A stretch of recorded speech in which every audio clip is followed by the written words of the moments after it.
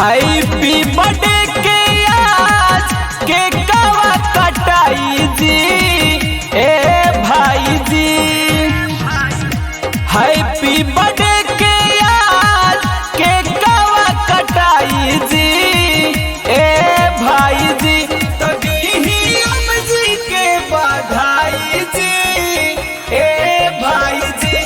तो मंगल गीत जारी गाई जी ए भाई जी। हैप्पी बर्थडे के आज के कवा कटाई जी ए भाई जी। तो मिल के पार्टी सब मनाई जी ए भाई जी। तो मंगल गीत जारी गाई जी ए भाई जी।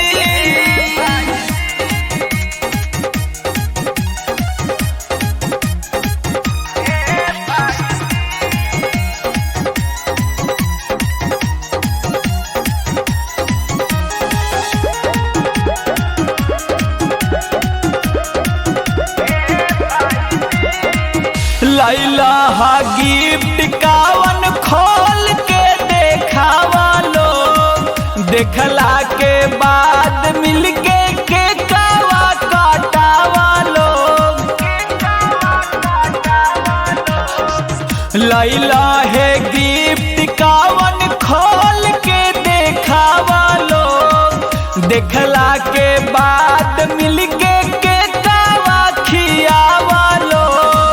भैया के साथी नची है ठुमका लगाई जी ए भाई जी। तो दीही हम जी के बधाई जी ए भाई जी। तो मिल के पार्टी सब मनाई जी ए भाई जी।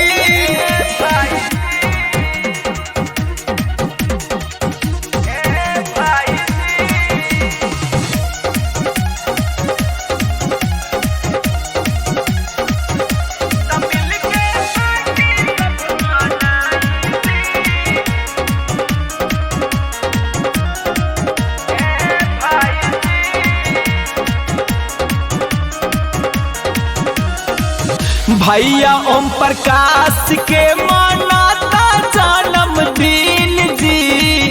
आब मिलके कइल जाओ मौसम रंगीन जी ए भाई।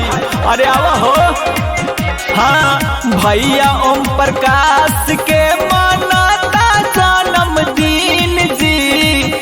आब मिलके कइल जाओ मौसम रंगीन जी।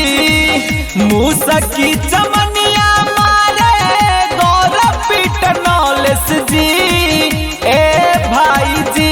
तो दीही भैया के बधाई जी ए भाई जी।